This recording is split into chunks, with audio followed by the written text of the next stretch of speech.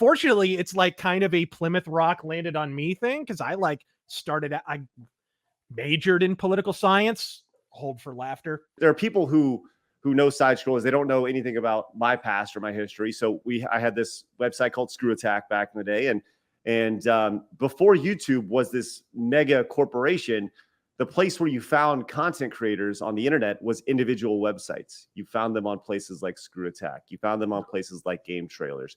And for the most part, ScrewAttack was kind of one of the first hubs out the gate for content. And we allowed people to upload their own videos and or post their own videos from YouTube or whatever, because hosting was atrociously expensive. So we didn't really allow uploading till later on. But yeah, that's you were initially an old school G1. Oh yeah, yeah. And we got front page featured like every video. Like we did pretty well. We were never like a feature on ScrewAttack, but we were always in the mix somewhere.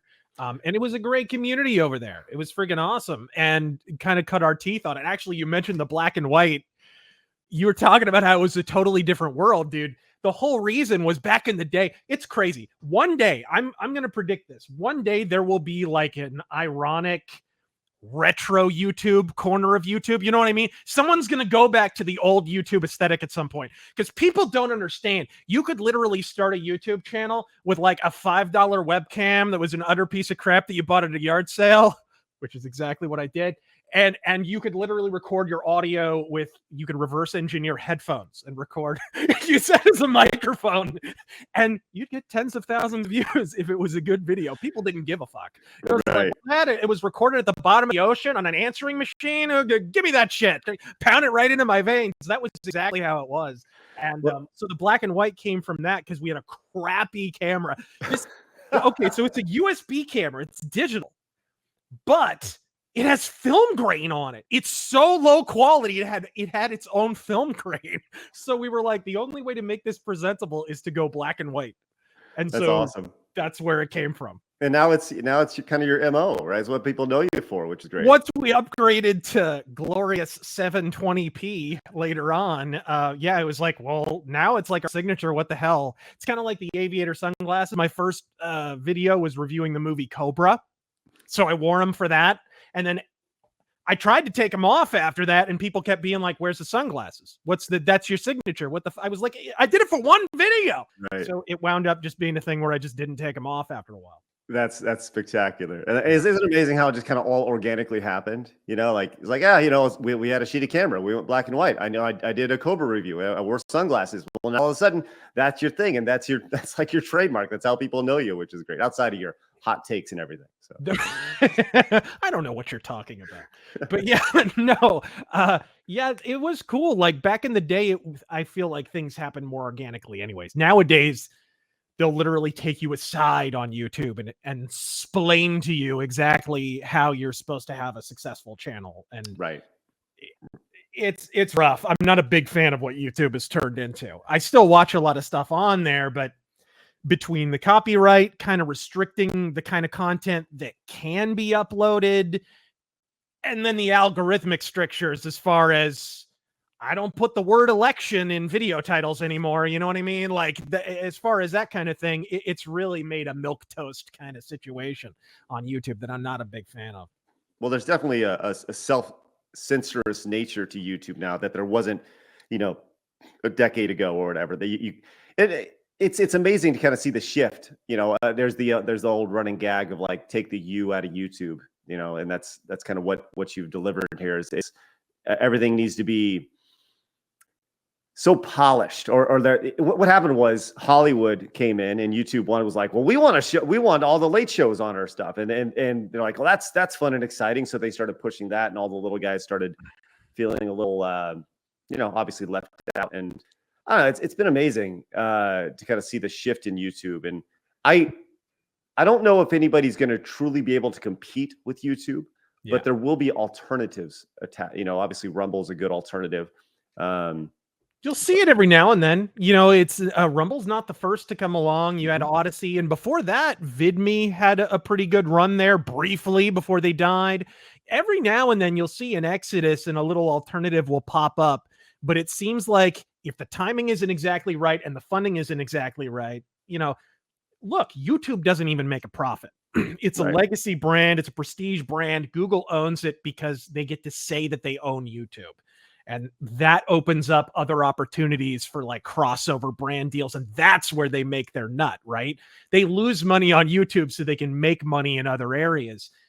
Other platforms don't have the luxury of doing that, so they have to grow more slowly. So you get the basic features of YouTube kind of rolled out in these slow increments. And I feel like when people complain about Rumble, like, I get it. You want the quality of life shit, but you have to understand that stuff happens slowly, dude. You remember the early versions of YouTube with like nothing, where like you could literally click on your number of subscribers and see a list. So like if somebody wanted to like viral market to all your followers, they could just do it. Like there was no privacy at all. Like, dude, YouTube, the quality of life stuff happened at a glacial pace. Back in it took them forever. Well, the internet moves too quick for that, though. Now, like the Speaking idea of which, dude, when are you planning to age? Me? What is this? Is this Haitian voodoo going on here? Are you drinking Cleopatra's mummified breast milk? How are you? What's going on? Yes, it's a lot of breast milk, tons of breast milk.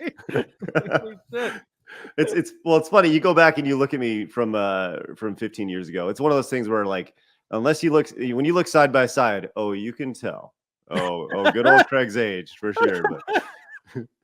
But you mentioned something going back to the kind of the old YouTube days. I've mentioned this publicly, but I've been very vocal that I want to reacquire ScrewAttack. So I sold ScrewAttack, and I want to buy ScrewAttack back, but I don't want to relaunch the brand.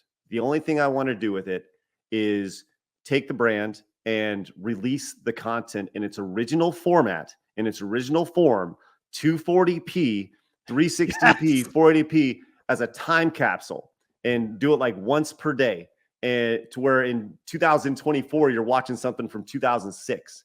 So it's this weird, crazy time capsule shit. I think that'd be wicked fun.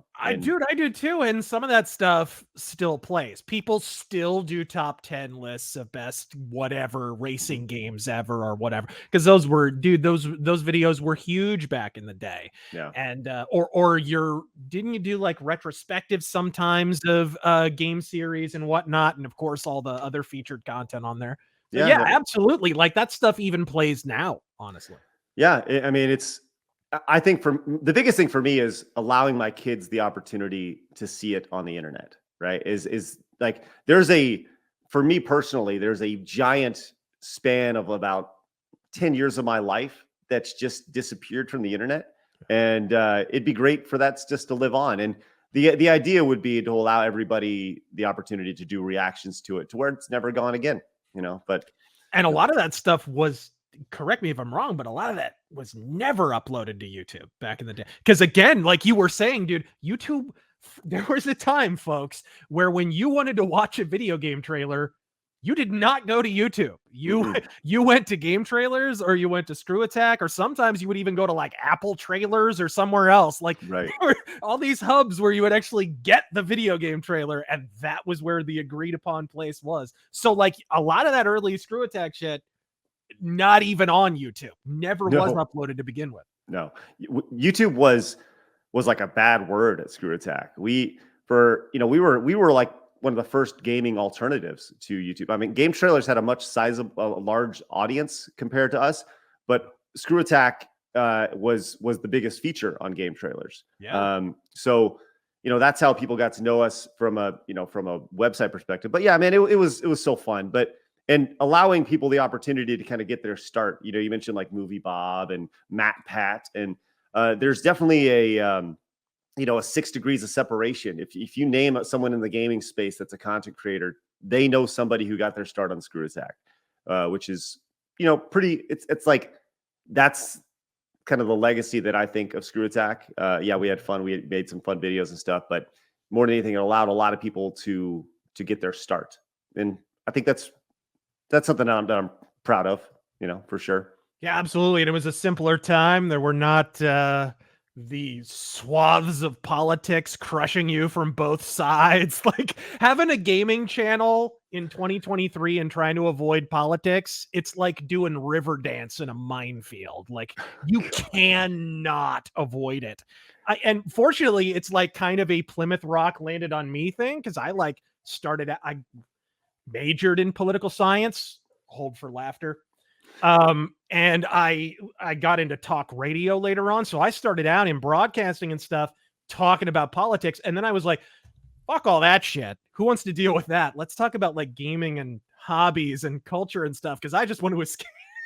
And then 2013 or, Gamergate rolls around, and suddenly gaming becomes massively political at that point, between the Sarkeesian thing and then Donald Trump gets elected in 2016. And it just hit gaming like a Mack truck. Hey, if you enjoyed that clip, make sure you hit the subscribe button. Would greatly appreciate that, so you can find more clips on the channel. And of course, come join us live Monday through Friday at 11 a.m. Central Time for our live Side Scrollers podcast. We would love to see you there.